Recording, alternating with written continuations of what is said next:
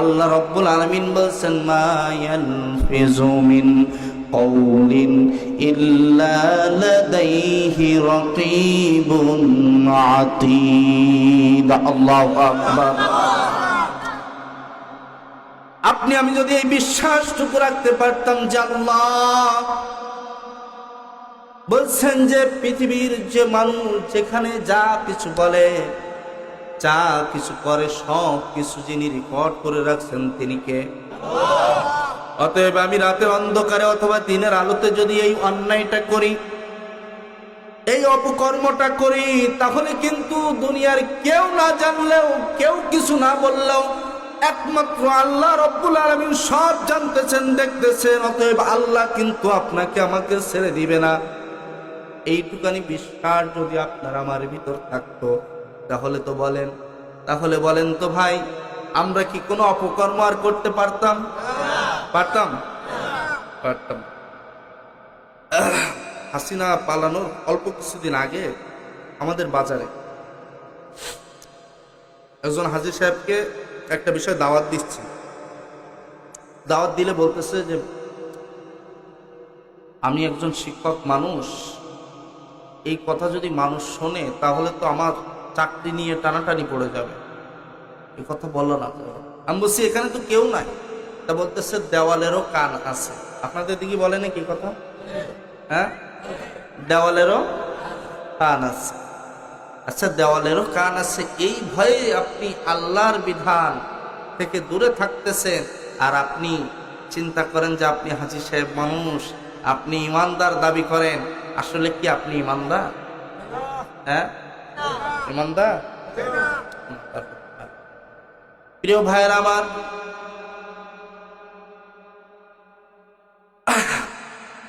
আমরা যদি সত্যিকার অর্থে ইমানদার হই তাহলে তো আমাদের ভয় থাকার কোনো কথা না।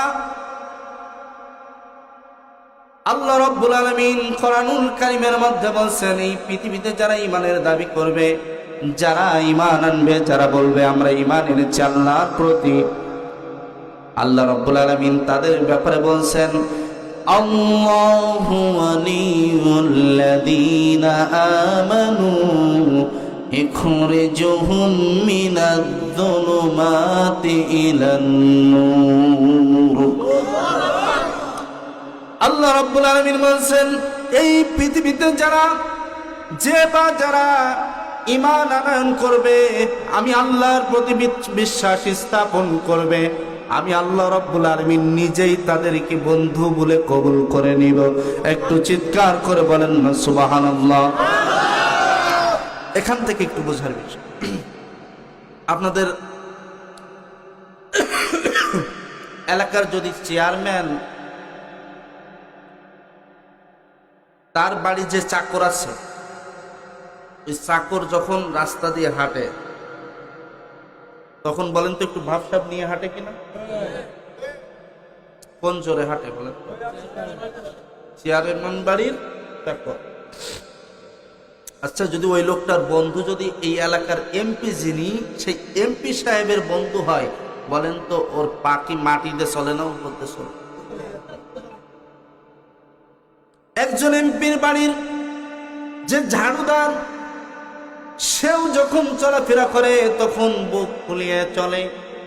সে চিন্তা করে যে আমার কোনো মূল্য থাক না থাক, আমার একটা পরিচয় আছে, আমি হলাম এমপি সাহেবের বাড়ির ঝাড়ুদার। অতএব আমারে কেউ কিছু বললে এমপি সাহেবের গায়ে লাগবে, আর এমপি সাহেব কখনো ছেড়ে কথা বলবে না। আর সেই শক্তিতে সে যদি বুক ফুলিয়ে কথা বলতে পারে, বলেন তো ভাই আমরা সবাই কার বন্ধু? আরো চিৎকার করে বলেন, আমরা সবাই কার বন্ধু? সে আল্লাহর বন্ধু হয়ে, যিনি বিশ্ব জাহানের রব, যিনি ওরকম এমপি থেকেও আরো বড় নেতা, তার চেয়ে বড় নেতা, তার চেয়ে গোটা পৃথিবী, তার চেয়ে আরো বড় যা কিছু আছে, সকল সৃষ্টির স্রষ্টা যিনি, সকল ক্ষমতার মালিক তিনি, সেই মহান আল্লাহ রব্বুল আলামিন আপনাকে আমাকে বন্ধু বলে পরিচয় দিয়েছেন। অতএব আপনার আমার তো আর কোনো ভয় থাকার কথা না, বরঞ্চ আপনার আমার আরো বুকে সাহস নিয়ে বুক ফুলিয়ে কথা বলা দরকার ছিল যে শোন জালিমেরা, তোরা যা কিছু বলিস না কেন, আমার আপনার যিনি রব, সেই রব আমাদেরকে প্রোটেকশন দিবে, সেই আল্লাহর বন্ধু আমরা। অতএব আমরা কখনো ভয় করি না। মুসলিম জাতি সবসময় উঁচু শির করে কথা বলবে, ঠিক কিনা বলেন? পারবেন ইনশাআল্লাহ? সামনে কি জালেমের শাসন চান নাকি ইসলামের শাসন চান? সত্যি তো? আরে আপনারা এখন বলেন যে ঠিক, বাইরে যাই কম যারে ওদের সাথে তো ফাজলামি করলাম, ঠিক না? বাংলাদেশে মুসলিম কত পার্সেন্ট? 90%। বাংলাদেশের মধ্যে সব থেকে বড় মিথ্যা কথা যদি থাকে তাহলে প্রমাণিত মিথ্যা কথা হচ্ছে এইটা। কি বলছি? সব থেকে বড় মিথ্যা কথা, প্রমাণিত কথা, সেটা হচ্ছে এটা যে 90% মুসলমান। আচ্ছা ভাই, মুসলমানের দেশ যদি হবে, 90% মুসলমানই যদি হবে, তাহলে দেশে আজও পর্যন্ত কোনোদিন ইসলামের কোনো আইন, ইসলামের কোনো শাসন ব্যবস্থা আজ পর্যন্ত এই বাংলাদেশে কেন কায়েম হয় নাই? বলেন, হয়েছে কি? হয় নাই। কেন? অথচ আল্লাহ রাব্বুল আলামিনকে আমরা বললাম, আল্লাহ আমরা একটু জানতে চাই, ইসলাম বাদ দিয়ে যদি অন্য কোন জীবন ব্যবস্থা আমরা গ্রহণ করি তাহলে কি তুমি আমাদেরকে গ্রহণ করবা? তুমি কি আমাকে বান্দা বলে পরিচয় দিবা? আল্লাহ রাব্বুল আলামিন বলেছেন, ওয়ামাইয়াবতাগি গায়রাল ইসলামি দীনান ফালাই ইয়াকবালা মিনহু ওয়া হুয়া ফিল আখিরাতি মিনাল খাসিরিন। আল্লাহু আকবার। আল্লাহ রাব্বুল আলামিন বলেছেন, ইসলাম বাদ দিয়ে, ইসলামী আইন বাদ দিয়ে, ইসলামী শাসন বাদ দিয়ে, ইসলামী জীবন ব্যবস্থা বাদ দিয়ে, ইসলামী নীতি বাদ দিয়ে, ইসলামী কোনো আইন কানুন বাদ দিয়ে, ইসলামী রাজনীতি বাদ দিয়ে, ইসলামী অর্থনীতি বাদ দিয়ে, ইসলামী যত যা কিছু আছে ইসলাম বাদ দিয়ে যদি কোনো ব্যক্তি অন্য কোনো জীবন আদর্শ গ্রহণ করে, অন্য কোন নীতি অবলম্বন করে, অন্য কোন আদর্শ গ্রহণ করে, অন্য কোন অর্থনীতি হোক বা সমাজনীতি হোক অথবা বিচার নীতি হোক, বিচার পদ্ধতি যা কিছু হোক না কেন, ইসলাম বাদ দিয়ে যদি কোনো ব্যক্তি এটা কবুল করে নেয়, গ্রহণ করে নেয়, অনুসরণ করে, খোঁজার তালাশ করার চেষ্টা করে, তাহলে আমি আল্লাহ রাব্বুল আলামিন স্পষ্ট করে জানিয়ে দেই, ওই ব্যক্তির কোনো আমল আমি আল্লাহ রাব্বুল আলামিন গ্রহণ করব না। কার কথা? কি আমাদের ওই এলাকার কোরআন শরীফ আছে নাকি আপনাদের এলাকায় আছে? আচ্ছা, আপনারা এখানে যারা আছেন আপনারা সবাই নামাজ পড়েন তো নাকি? নামাজ পড়েন। আচ্ছা, আপনাদের এলাকায় বিতির নামাজ পড়েন? বিতির নামাজে আপনারা দোয়া কুনুত পড়েন? দোয়া কুনুতের ভিতরে অনাত রুকু মাইয়াফ জুরুকা এইটা পড়েন নাকি? হ্যাঁ পড়েন, সবাই পড়েন। আপনাদের এলাকায়ও তাহলে আছে এটা? চাকালাম, তাহলে তো আলোচনা করতে সহজ। আপনি প্রত্যেকটা দিন আপনার কাছে আল্লাহ রাব্বুল আলামিন ওয়াদা নিচ্ছেন, আর আপনিও প্রত্যেকটা দিন রাতের বেলা ঘুমানোর পূর্বে আপনি আল্লাহকে ওয়াদা করতেছেন, একান্তভাবে আল্লাহকে বলতেছেন, আল্লাহ ইয়াকা না'বুদু ওয়া ইয়াকা নাস্তাঈন, আল্লাহ কেবলমাত্র শুধুমাত্র তোমার ইবাদত করি, তোমার সাহায্য প্রার্থনা করি, আর কারো ইবাদত করি না, অন্য কারো কাছে কোনো সাহায্য চাই না, অন্য কারোর কাছে কখনো দ্বারস্থ হই না। আর আপনি ওয়াদা করতেছেন, এইবার আপনি ওয়াদা করতেছেন ওয়ানাতরুকু মাইয়াফজুরুকা, আপনি আল্লাহর কাছে ওয়াদা করতেছেন যে আল্লাহ আমি নিজে খারাপ কাজ করি না, আর যারা খারাপ কাজ করে আমি তাদের সাথেও চলি না। আপনি আল্লাহর কাছে কি ওয়াদা করতেছেন? ওয়ানাদরুকুম মাইয়াবজুরুকা, আল্লাহ আমি নিজে অন্যায় কাজ করি না, যারা অন্যায় কাজ করে, যারা পাপী, আমি তাদের সাথেও চলি না। এই ওয়াদা আপনি আমি করতেছি প্রত্যেকদিন।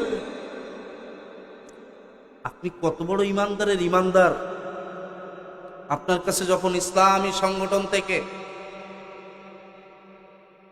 ইসলামী কোন সংগঠন থেকে আপনাকে যে বলছে, ভাই এতদিন তো অনেক কিছু দেখলেন, এবার আসেন একটু ইসলামটাকে দেখেন, তখন আপনি বলতেছেন, না আমি ওয়াদা দিয়ে ফেলেছি, আমি কথা দিয়ে ফেলেছি, আর কথা আমি করতে পারছি। এ কথা বলে কিনা? আমাদের দিকে খুব বলতেছে, আপনাদের দিকে বলে এটা, হ্যাঁ, যে আমি অমুককে ওয়াদা দিয়ে ফেলেছি, এরকম বলে কিনা? আচ্ছা, আপনি তো ওইখানে এই কথা বলতেছেন যে আপনি অমুককে ওয়াদা দিয়েছেন, বলেন তো আপনার ওই ব্যক্তি বড় নাকি আল্লাহ বড়? তো আপনি তো আল্লাহকে, আপনি সপ্তাহে যদি একদিন শুক্রবারে মসজিদে এসেও নামাজ পড়েন, সেখানেও আপনি আল্লাহকে ওয়াদা করে যাচ্ছেন যে আল্লাহ আমি নিজে পাপ কাজ করি না, যারা পাপ কাজ করে আমি তাদের সাথে চলি না। অথচ আপনি সেই সমস্ত পাপিষ্ঠ ব্যক্তিদেরকে সংসদ ভবনে পাঠাচ্ছেন, যেখানে আইন তৈরি হয়, যেখানে শাসন পদ্ধতি চালু করা হয়, যেখানে এই পুরো দেশটাকে পরিচালনা করা হয়, সেই সমস্ত পাপিষ্ঠদেরকে আপনি সেখানে পাঠাচ্ছেন, তাদেরকে ক্ষমতায় পাঠাচ্ছেন, যারা মদের লাইসেন্স দেয়, ব্যভিচার, জেনা ব্যভিচার করার জন্য সর্বোচ্চ ভাবে তারা সহযোগিতা করে, নিজেরা পাপ কাজ করে অন্যদেরকে পাপ কাজ করার জন্য পারমিশন দিয়ে দেয়। সেই সমস্ত বেয়াদবদেরকে আপনি যখন নির্বাচিত করতেছেন, তাদের সপক্ষে আপনি যখন কথা বলতেছেন, তার সপক্ষে যখন আপনি চলতেছেন, তার সপক্ষে যখন আপনি মানুষের দ্বারস্থ হচ্ছেন, তাহলে বলেন আপনি কি আল্লাহর সাথেও দেওয়া ওয়াদা ঠিক রাখলেন? ঠিক রাখলেন? আপনি কি মুসলিম হয়েছেন? আচ্ছা ভাই, মুসলমান শব্দের অর্থ কি আপনারা জানেন কি? হ্যাঁ, ইসলাম শব্দের অর্থ কি বলেন তো? সবাই একটু বলেন, ইসলাম শব্দের অর্থ।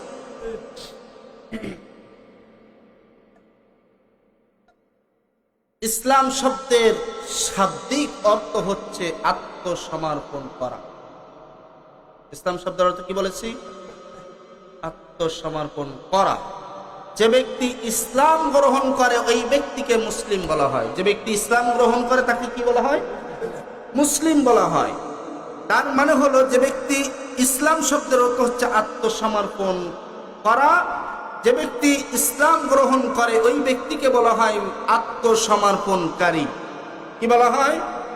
আত্মসমর্পণকারী। তার মানে হলো, আত্মসমর্পণ কাকে বলে? এইটাকে বলে যে আমি যে পদ্ধতি অনুসরণ করি, আমি আমার যে নিয়ম মেনে চলি, আমি যা কিছু চিন্তা ভাবনা করি, এইটা আর ইসলাম যখন এক জায়গায় দাঁড় করাচ্ছি, তখন দেখতেছি যে আমারটা একরকম, ইসলামেরটা অন্যরকম। তখন আপনি আমি কি করব? আমার সকল চিন্তা চেতনা সব কিছু বাদ দিয়ে ইসলামেরটা কবুল করে নেওয়ার নাম, ইসলামের সামনে নিজেকে নত করে দেওয়ার নাম, ইসলামের সামনে নিজের সকল অবস্থানকে শিরোধার্য করে একমাত্র ইসলামের কাছে নিজেকে সমর্পণ করার নামই হচ্ছে মুসলিম। ঠিক কিনা বলে? আচ্ছা বলেন তো, আমরা মানুষের আইন বেশি মানি নাকি আল্লাহর আইনকে বেশি শ্রদ্ধা করি? মানুষের আইনকে বেশি শ্রদ্ধা করি নাকি আল্লাহর আইনকে শ্রদ্ধা করি? সবাই কথা বলেন। তাহলে আপনি আমি যে মুসলিম, 90% মুসলিম, কেমনে দাবি করি বলেন? আপনি আমি যখন গাড়ি চালাই, ট্রাফিক যখন বলে যে থেমে যাও, সঙ্গে সঙ্গে আপনি আমি থেমে যাই। ঠিক কিনা বলেন? থামেন কিনা? আপনারা থামেন তো? কিন্তু আল্লাহ রাব্বুল আলামিন বলছেন, সুদের দিকে আপনি যখন যাচ্ছেন, আল্লাহ বলছেন থেমে যাও। আপনি কি আমি থামি? যখন জেনা ব্যভিচারের দিকে অগ্রসর হচ্ছেন, আল্লাহ বলছেন থেমে যাও। আমরা কি থামতেছি? আল্লাহ বলছেন যখন আপনি আমি ঘুষের দিকে যাচ্ছি, আল্লাহ বলছেন থেমে যাও। আপনি আমি কিন্তু থামতেছি না। যখন অন্যের জমির আল কেটে নিজের দিকে নিয়ে আসতেছি, যখন কোপটা দিতে যাচ্ছি আল্লাহ বলতেছেন থেমে যাও। আপনি আমি কি থামছি? যখন আপনি আমি একজন আরেকজনের বিরুদ্ধে মিথ্যা অপপ্রচার করতেছি, গীবাত করতেছি, একজন আরেকজনের ব্যাপারে মিথ্যা হামলা মামলা সব কিছু করতেছি, আল্লাহ বলতেছেন বান্দা থেমে যাও। আপনি আমি কি থামি? তাহলে দেখেন একজন ট্রাফিক সে যখনই বলতেছে থেমে যাও, আপনি আমি থেমে যাচ্ছি। অন্যদিকে আল্লাহ যখন বলতেছেন থেমে যাও, আপনি আমি আর থামতেছি না, আপনার আমার আরো গতি বাড়ে, ঠিক কিনা বলে? তাহলে আপনি আমি কি আসলে আল্লাহর পরিপূর্ণ বান্দা হতে পেরেছি? ডাক্তার বলতেছে এই জিনিসটা খাওয়া হারাম, যখন ডাক্তার বলে যে এই জিনিসটা তোমার জন্য খাওয়া নিষিদ্ধ, আর খেতে পারবা না, আমরা বাড়ি এসে আর যতই শখের হোক, যতই আমার আপনার পছন্দের হোক, সাথে সাথে কি বন্ধ না, আপনি আমি আর খাইনি, খুব পছন্দের কিন্তু খাই। কিন্তু আল্লাহ রাব্বুল আলামিন বলছেন বান্দা হারাম খেও না, হারাম ভাবে ইনকাম করো না, সুদ খেও না, ঘুষ খেও না। তোমরা এরকম ভাবে যখন আল্লাহ রাব্বুল আলামিন একটি একটি করে নিষেধ করতেছেন, আল্লাহর কথা আপনি আমি আর মূল্যায়ন করতেছি না, ডাক্তারের কথাকে মূল্যায়ন করে ডাক্তার যেটা বলছে যে এটা তোমার জন্য নিষিদ্ধ, সাথে সাথে আপনি আমি সেই তালিকা থেকে সেটাকে বাদ দিয়ে দিচ্ছি। অথচ আল্লাহ বারবার আপনাকে আমাকে সতর্ক করছেন, আপনি আমি কিন্তু সেটা তালিকা থেকে বাদ দিতে পারি নাই। তার মানে আপনি আমি সত্যিকার অর্থে এখনো পর্যন্ত ইমানদার হতে পারি নাই, ইমানদার হতে পারি নাই, ইমানদার হতে পারি নাই, ঠিক কিনা জোরে বলেন। ভাইরা আমার, বন্ধুরা আমার, এখন আপনি আমি যদি সত্যিকার অর্থে ইমানদার হতে চাই, যদি সত্যিকার অর্থে মুমিন হতে চাই, তাহলে কি করতে হবে? যদি আপনি আমি সত্যিকার অর্থে জান্নাতি হতে চাই, তাহলে আপনাকে আমাকে কি করতে হবে? আল্লাহ রাব্বুল আলামিন বলেন কুল ইন কুনতুম তুহিব্বুনাল্লাহ ফাত্তাবিউনি ইউহিব্বুকুমুল্লাহ ওয়াল্লাহু গফুরুর রহিম। আল্লাহু আকবার। আল্লাহ রাব্বুল আলামিন বলেন নবী আপনি বলে দেন, যদি সত্যিকার অর্থে তোমরা আল্লাহকে ভালোবাসতে চাও, যদি সত্যিকার অর্থে ইমানদার হতে চাও, যদি সত্যিকার অর্থে মুসলিম দাবি করতে চাও, যদি সত্যিকার অর্থে জান্নাতি হতে চাও, তাহলে তোমাদেরকে যেটা করা লাগবে সেটা হলো ফাত্তাবিউনি ইউহিব্বুকুমুল্লাহ। আল্লাহ রাব্বুল আলামিন বলেন নবী আপনি বলে দেন যে আমি নবীকে অনুসরণ করো, আর আমি নবীকে অনুসরণ করার মাধ্যমে আল্লাহর ভালোবাসা অর্জন করে নাও। আল্লাহ রাব্বুল আলামিন নিজে তোমাদেরকে ক্ষমা করে দিয়ে আল্লাহর জান্নাতের উপযুক্ত করে নেবেন, বলেন সুবহানাল্লাহ। আচ্ছা, অনুসরণ করতে হবে কাকে? কোন নেতার পিছনে অনুসরণ, কোন নেতার পিছনে দৌড়াতে হবে? কার অনুসরণ করতে হবে? নবী মুহাম্মদুর রাসূলুল্লাহ সাল্লাল্লাহু আলাইহি ওয়াসাল্লাম। আপনার আমার যিনি নেতা তিনি কে? সাল্লাল্লাহু আলাইহি ওয়াসাল্লাম। প্রিয় ভাইয়ের আমার, আমাদের সকলের এটা মাথায় নিতে হবে। আপনি আমি যদি রাসূলকে অনুকরণ করি, তাহলে আপনার আমার জন্য মুক্তির পথ খোলা। আপনি আমি যদি আল্লাহর রাসূলের অনুকরণ না করি, তাহলে কিন্তু কপালে ভোগ আছে, তার মানে কঠিন থেকে কঠিন জাহান্নামের আগুনে পুড়তে হবে, ঠিক কিনা বলেন? ভাইরা আমার, বন্ধুরা আমার, আল্লাহর নবীর অনুসরণ কেন করতে হবে? আল্লাহ রাব্বুল আলামিন বলেন লাকাদ কানা লাকুম ফি রাসূলিল্লাহি উসওয়াতুন হাসানাহ। আল্লাহ রাব্বুল আলামিন বলছেন অবশ্যই তোমাদের জন্য উত্তম আদর্শ যার মধ্যে রয়েছে তিনি হলেন নবী মুহাম্মদুর রাসূলুল্লাহ। চিৎকার করে বলেন সুবহানাল্লাহ।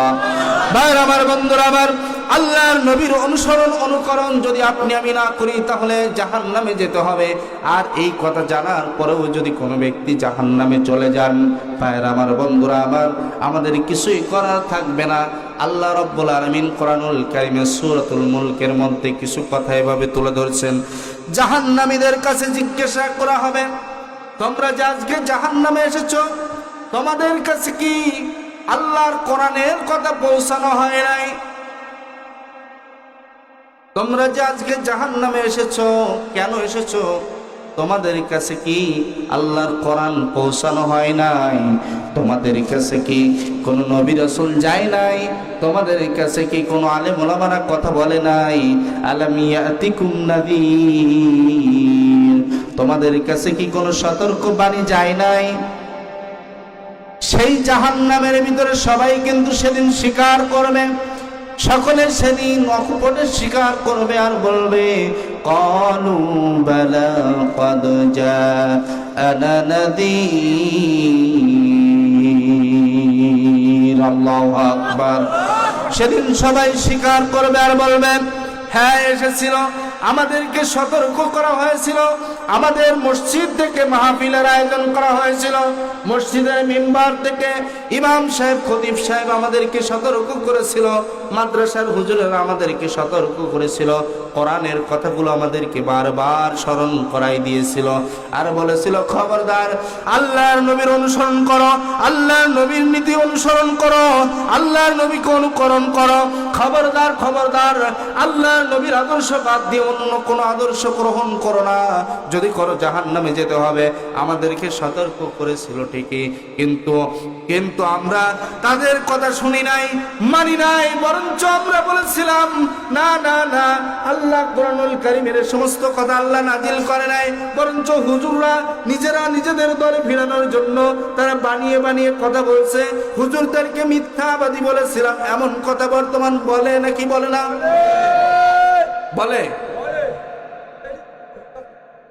প্রিয় ভাইরা আমার, বন্ধুরা আমার, বর্তমান জামানাতে যা কিছু ঘটতেছে, যা কিছু দেখতে পাচ্ছেন, যা কিছু শুনতে পাচ্ছেন, সব কিছু কিন্তু আল্লাহ কোরআনুল কারীমে স্পষ্ট করে জানিয়ে দিয়েছেন। ভাইরা আমার, বন্ধুরা আমার, আল্লাহ রাব্বুল আলামিন বলছেন নবীকে অনুসরণ করতে হবে। নবী হচ্ছে আমাদের জন্য আদর্শ, নবী হচ্ছে আমাদের জন্য নীতি নির্ধারক, নবী হচ্ছে আমাদের জন্য মডেল। আমাদের জন্য মডেল কোনো দুনিয়ার কোনো অন্য কোনো মানুষ হতে পারে না। প্রিয় ভাইয়ের আমার, বন্ধুরা আমার, আল্লাহ রাব্বুল আলামিন নবী সম্পর্কে বলছেন, শোনো আল্লাহর নবীকে কেন অনুসরণ করতে হবে। আল্লাহ রাব্বুল আলামিন বলছেন ওয়া ইন্নাকা লাআলা খুলুকিন আযীম। আল্লাহর নবী হচ্ছেন সবথেকে শ্রেষ্ঠ চরিত্রের মানুষ, আল্লাহর নবী হচ্ছে সবথেকে শ্রেষ্ঠ নীতির মানুষ, আল্লাহর নবী হচ্ছে সবথেকে সর্বোত্তম শ্রেষ্ঠ পথ প্রদর্শক। তিনি শিক্ষক হিসেবে ছিলেন শ্রেষ্ঠ, ঠিক কিনা বলেন? ঠিক কিনা বলেন? তিনি শিক্ষক হিসেবে ছিলেন শ্রেষ্ঠ, তিনি নেতা হিসেবে ছিলেন শ্রেষ্ঠ, তিনি পরিবার পরিচালক হিসেবে ছিলেন শ্রেষ্ঠ পরিচালক, তিনি রাষ্ট্র পরিচালক হিসেবে তিনি ছিলেন সর্বশ্রেষ্ঠ রাষ্ট্র পরিচালক, তিনি সমাজ নেতা হিসেবে ছিলেন সর্বশ্রেষ্ঠ সমাজ নেতা। ঠিক কিনা বলেন? ঠিক কিনা বলেন? একজন স্বামী হিসাবে পৃথিবীর সব থেকে শ্রেষ্ঠ স্বামীদের মধ্যে বিশ্ব নবী ছিলেন শ্রেষ্ঠ। ঠিক কিনা বলেন? প্রিয় ভাইয়ের আমার, তাহলে বলেন তো সারা পৃথিবীর শ্রেষ্ঠ আদর্শ আমরা গ্রহণ করব নাকি যেই আদর্শ গ্রহণ করলে জাহান্নামে যেতে হবে সেই আদর্শ গ্রহণ করব? প্রিয় ভাইয়ের আমার, বন্ধুরা আমার, আমাদের এই বর্তমান যে জামানাটা আমরা বসবাস করছি, এই জামানাটা কি বলেন তো? আইয়ামে জাহিলিয়াত জামানার তুলনায়, সেই জামানার তুলনায় এই জামানা কি ভালো নাকি খারাপ? আইয়ামে জাহিলিয়াতের যুগ বলা হয় কোনটাকে বলেন তো? হ্যাঁ, বিশ্বনবী সাল্লাল্লাহু আলাইহি ওয়াসাল্লামের নবুয়তের আগ পর্যন্ত এবং হযরত ঈসা আলাইহিস সালাতু ওয়াস সালামকে আল্লাহ তাআলা উঠিয়ে নেওয়ার পর থেকে শুরু করে, তাই না? হযরত ঈসা আলাইহিস সালাতু ওয়াস সালামকে উঠিয়ে নেওয়ার পর থেকে শুরু করে নিয়ে বিশ্বনবী মুহাম্মদ রাসূলুল্লাহ সাল্লাল্লাহু আলাইহি ওয়াসাল্লামের নবুয়ত প্রাপ্তির আগ মুহূর্ত পর্যন্ত এই সময়টাকে আইয়ামে জাহিলিয়ার যুগ বলা হয়, সবথেকে নিকৃষ্ট যুগ বলা হয়, সবথেকে অন্ধকারাচ্ছন্ন যুগ বলা হয়, মূর্খতার যুগ বলা হয়। আমি আপনাদের কাছে জিজ্ঞাসা করতে চাই, বলেন তো সেই জামানার তুলনায় এই জামানা উত্তম নাকি নিকৃষ্ট?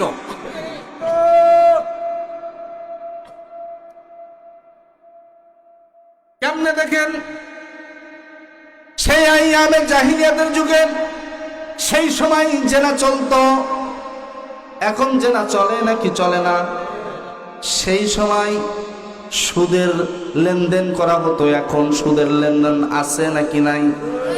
সেই জামানাতে মানুষ হত্যা করা হতো, কোনো বিচার ছিল না। এই জামানাতেও আমরা দেখেছি যে পাথর মেরে মানুষকে মারা হয়, কিন্তু তার কোনো বিচার এই জনগণ পাই না, ঠিক কিনা বলেন? প্রিয় ভাইয়ের আমার, একটার পরে একটা অন্যায় হয়। আইয়ামে জাহিলিয়াতের যুগে হত্যাকাণ্ড হতো, মানুষ মানুষকে হত্যা করতো, এটা আমরা পড়েছি বা শুনেছি, কিন্তু জীবনে কখনো এমন ইতিহাস আমরা পড়ি নাই যে মানুষ মারার পরে সেই মানুষের পরে নৃত্য করতে, এমন কোনো ঘটনা আমরা জীবনে কখনো পড়ি নাই, শুনি নাই। কিন্তু বর্তমান জামানার ঘটনা এরকম ভাবে আমরা দেখতে পেয়েছি, শুনতে পেয়েছি যে মানুষকে মারা হয়েছে, সেই মানুষের পরে আবার নৃত্য করা হয়েছে, ঠিক কিনা বলেন? তাহলে বলেন, সেই জামানার তুলনায়, সেই আইয়ামে জাহিলিয়াত জামানার তুলনায় বর্তমান জামানা আসলে কি ভালো আছে নাকি খারাপ হয়ে গেছে? সে অন্ধকারাচ্ছন্ন যুগে জুয়া খেলা হতো, নিজের বোনকে, নিজের খালাকে, নিজের ফুফুকে, নিজের মাকে অথবা আপনজন কোনো মহিলাকে দিয়েও তারা জুয়ায় বাজি ধরতো। বর্তমান জামানায় এমন কাজ হয়, তাহলে সেই জামানায় যে সমস্ত নিকৃষ্ট কাজগুলো হতো, যে অপকর্মগুলো হতো, সকল অপকর্ম যদি এখনো বিদ্যমান থাকে, তাহলে এই যুগটাকে আপনি কি সোনার যুগ বলবেন নাকি আইয়ামে জাহিলিয়াতের যুগ বলবেন? প্রিয় ভাইয়েরা আমার, বন্ধুরা আমার, এই আইয়ামে জাহিলিয়াতের যুগে বিশ্ব নবী সাল্লাল্লাহু আলাইহি ওয়াসাল্লাম এই পৃথিবীতে আসলেন। আসার পরে আল্লাহ রাব্বুল আলামিন কোরআনুল কারীম বিশ্ব নবীর উপরে নাজিল করলেন। এরপরে বিশ্ব নবী সাল্লাল্লাহু আলাইহি ওয়াসাল্লাম এবার মানুষকে দাওয়াতি কাজ শুরু করে দিলেন, ইসলামের আলো জ্বালানোর জন্য চেষ্টা করলেন। যখন ইসলামের হক কথাগুলো বলা শুরু হলো, তখনই আল্লাহর নবীর উপরে অত্যাচার শুরু হয়ে গেল। নিজের আপনজনেরা পর্যন্ত বিশ্ব নবীর বিরোধিতা করা শুরু করলো, বিশ্ব নবীকে এলাকা ছাড়তে বাধ্য করেছিল, ঠিক কিনা বলেন? ইসলামকে কেন রাষ্ট্র ক্ষমতায় নিতে হবে? এর কারণ হচ্ছে ইসলাম যে পরিপূর্ণ জীবন ব্যবস্থা, এইটা প্রমাণ করা, এবং পৃথিবীতে যে শান্তি নাজিল হতে হবে, ইসলাম যে শান্তির ধর্ম, এটাকে প্রমাণ করতে, এটাকে বাস্তবায়ন করতে হবে রাষ্ট্রীয়ভাবে, ঠিক কিনা বলেন? প্রিয় ভাইয়েরা আমার, বন্ধুরা আমার, ইসলাম যদি রাষ্ট্র ক্ষমতায় না নেওয়া যায়, এই পৃথিবীতে কখনো ইসলামের কোন আইন কানুন, ইসলামী কোন শাসন ব্যবস্থা এই পৃথিবীতে জারি করা সম্ভব নয়। কেমনে দেখেন, আল্লাহ রাব্বুল আলামিন বলেন, কুল ইয়া আহলাল কিতাবি লাসতুম আলা শাইইন হাত্তা তুকিমুত তাওরাতা ওয়াল ইনজিলা ওয়া মা উনজিলা ইলাইহিম মির রাব্বিহিম। একটু চিৎকার করে বলুন আল্লাহু আকবার। আল্লাহ রাব্বুল আলামিন বলেন, হে ঈমানদারেরা, হে আহলে কিতাবগণ, তোমরা যারা কোরআনকে বিশ্বাস করো, যারা তোমরা ঈমান এনেছো, যারা তোমরা মুসলমান দাবি করো, যারা তোমরা জান্নাতের আশা করো, আমি তোমাদেরকেই বলছি, শোনো, তোমরা অতক্ষণ পর্যন্ত কোনো কিছুর উপরে প্রতিষ্ঠিত থাকতে পারবে না যতক্ষণ পর্যন্ত তোমরা আমার দেওয়া জীবন ব্যবস্থাকে রাষ্ট্রীয় পর্যায়ে কায়েম করতে না পারবে। এই কথাটা যিনি বলছেন তিনি কে? আমি একটু আরো জোরে আওয়াজটা শুনতে চাই, তিনি কে? প্রিয় ভাইয়ের আমার, বন্ধুরা আমার, কেমন দেখেন, বিশ্ব নবী সাল্লাল্লাহু আলাইহি ওয়াসাল্লাম তিনি মক্কার জমিনে রয়েছেন, আল্লাহর কোরআন নাজিল হয়েছে, আল্লাহর নবী সাল্লাল্লাহু আলাইহি ওয়াসাল্লাম মানুষকে ইসলামের জন্য দাওয়াত দিলেন। কেউ ইসলাম গ্রহণ করে, আর বেশিরভাগ লোক বিরোধিতা করে। বিশ্বনবীকে পর্যন্ত তারা মারপিট করছে। যেই ব্যক্তি ইসলাম গ্রহণ করছে তাকে একের পর এক শাস্তি দিয়েছে। কাউকে উটের পায়ে বেঁধেছে, আর তার পায়ে বেঁধে তাকে নিয়ে মরুভূমির পরে কষ্টের পর কষ্ট দিয়েছে। আগুনের আংটার উপরে চিৎ করে শোয়াই দিয়েছে। একটার পর একটা অত্যাচার নির্যাতন করেছে। হযরত সুমাইয়া রাদিয়াল্লাহু তাআলা আনহাকে পর্যন্ত লজ্জার স্থানে তারা তীর মেরে তাকে পর্যন্ত এই পৃথিবী থেকে শহীদ করে দেওয়া হয়েছে। কিন্তু আল্লাহ নবী সাল্লাল্লাহু আলাইহি ওয়াসাল্লাম কোনো প্রতিবাদ করতে পারেন নাই। কারণ হচ্ছে ইসলামী রাষ্ট্র ব্যবস্থা তখনও চালু হয় নাই। আল্লাহ নবী সাল্লাল্লাহু আলাইহি ওয়াসাল্লাম মক্কার জীবনে থেকে একের পর এক অত্যাচার নির্যাতন সহ্য করলেন। এবং সেই সময় আল্লাহর নবী যখন মক্কায় অবস্থান করেছিলেন তখন আল্লাহর নবীর সামনে সুদের প্রচলন ছিল, আল্লাহর নবী নিষেধ করতে পারেন নাই। মদের প্রচলন ছিল, আল্লাহর নবী নিষেধ করতে পারেন নাই। পর্দার বিধান তখনও ফরজ করতে পারেন নাই। আল্লাহর নবীর সামনে হত্যাকাণ্ড হয়ে যায়, আল্লাহর নবী তখনও কোনো বিচার করতে পারেন নাই। এর কারণ কি বলেন তো ভাই? রাষ্ট্র ক্ষমতায় ইসলাম নাই।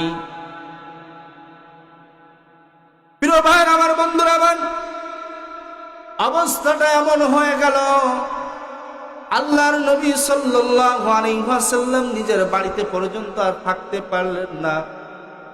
তিনি হিজরত করে যখন মদিনায় চলে গেলেন, বলেন তো তিনি খুশি হয়ে সফরে গিয়েছিলেন নাকি দেশ ত্যাগ করতে বাধ্য হয়েছিলেন? প্রিয় ভাইয়ের আমার, বন্ধুরা আমার, তিনি কি কোনো অন্যায় কাজ করছিলেন নাকি? একমাত্র সত্য দ্বীনের প্রচার প্রসারে কাজ করছিলেন। আল্লাহর বিধানকে আল্লাহর জমিনে চালু করার জন্য যখন চেষ্টা করতে লাগলেন তখন তাকে দেশ ত্যাগ করতে হলো, নিজের জন্মভূমিকে ছাড়তে বাধ্য হলো। জন্মভূমি ছেড়ে যখন চলে যায়, আল্লাহ নবী সাল্লাল্লাহু আলাইহি সাল্লাম কাবা শরীফের গেলাপ ধরে কাঁদতেছেন, কাবা শরীফের গায়ে হাত দিয়ে বলতেছেন, কাবারে, বড় আশা ছিল সারাটি জীবন তোমার কাছে থাকবো, কিন্তু তোমার এই নিষ্ঠুর সন্তানেরা আমাকে থাকতে দিল না। এভাবে কাঁদতেছে, চোখের পানি ছেড়ে দিয়ে বিশ্বনবী সাল্লাল্লাহু আলাইহি ওয়াসাল্লাম রাতের আধারে পালিয়ে চলে যেতে বাধ্য হলেন। আল্লাহ নবী সাল্লাল্লাহু আলাইহি ওয়াসাল্লাম মক্কায় যতদিন ছিলেন, কতদিন ছিলেন বলেন তো? আল্লাহ নবীর উপরে যখন কোরআন নাজিল হয়েছিল, কোরআন নাজিল হওয়ার পর আল্লাহ নবী সাল্লাল্লাহু আলাইহি ওয়াসাল্লাম মক্কায় 13টি বছর থাকলেন। 13টি বছরের মধ্যে সুদ হারাম করার মতো সাহস করতে পারলেন না। ঘুষ চলতেই থাকলো। জেনা ব্যভিচারের কোন শাস্তি আল্লাহ নবী সেখানে কায়েম করতে পারলেন না। বিশ্বনবী সাল্লাল্লাহু আলাইহি ওয়াসাল্লাম যখন মদিনায় চলে গেলেন, মদিনায় যাওয়ার পরে যখন ইসলামী রাষ্ট্র ব্যবস্থা কায়েম করলেন, যখন ইসলামী রাষ্ট্র ব্যবস্থা কায়েম করলেন, মদিনায় আসলেন, বিজয়ী হলো, রাষ্ট্র ব্যবস্থা যখন ইসলাম হলো, তখন আল্লাহ নবী সাল্লাল্লাহু আলাইহি ওয়াসাল্লাম এবার রাষ্ট্রীয় জায়গা থেকে, রাষ্ট্রীয় সংসদ ভবন থেকে, মসজিদে নববী থেকে যখন অর্ডার হয়ে গেল যে আজ থেকে তোমরা কোনো হত্যা করতে পারবে না, হত্যার বিচার হত্যা হবে, চড়ের বদলে চড় হবে, কানের বদলে কান হবে, চোখের বদলে চোখ হবে। যখন এরকম ভাবে আল্লাহ নবী বলতে পারলেন, সেই দিন থেকে আর কোনো হত্যা সংগঠিত হতো না। ঠিক কিনা বলেন? প্রিয় ভাইয়েরা আমার, যখন বিশ্বনবী সাল্লাল্লাহু আলাইহি ওয়াসাল্লাম এরকম ভাবে ইসলামী রাষ্ট্র ব্যবস্থা কায়েম করলেন, আল্লাহর কোরআনুল কারীমকে যখন রাষ্ট্রীয়ভাবে প্রতিষ্ঠিত করতে পারলেন, ইসলামী রাষ্ট্র ব্যবস্থা প্রতিষ্ঠা করার পরে আল্লাহর নবী সাল্লাল্লাহু আলাইহি ওয়াসাল্লাম বললেন যে আজ থেকে সুদ হারাম, নিষিদ্ধ। সেদিন থেকে সুদ বন্ধ হয়ে গেল। আল্লাহর নবী তখন বললেন যে আজ থেকে মদ হারাম হয়ে গেল। আল্লাহর নবী তখন বিচার ব্যবস্থা সহ সকল কিছু একমাত্র আল্লাহর দেওয়া জীবন ব্যবস্থার উপরে পরিচালনা করতে পেরেছিলেন। এর একমাত্র কারণ ছিল কোরআনের পূর্ণাঙ্গ রূপকে রূপায়িত করতে পেরেছিলেন একমাত্র ইসলামী রাষ্ট্র ব্যবস্থা কায়েমের মধ্য দিয়ে। ঠিক কিনা বলেন? নাকি নিজে নিজে হয়ে গেছে? আমাদের মধ্যে অনেকে বলে যে হুজুররা দোয়া করলেই তো হয়ে যায়, এরকম বলে না? বলে না আপনাদের দিকে? আল্লামা সাঈদীর যখন ফাঁসির রায় ঘোষণা হয়েছিল মনে আছে আপনাদের? কি ভালো মানুষ ছিল না খারাপ মানুষ ছিল? রাজাকার ছিল না? তা কি ধর্ষক? তা কি ছিল?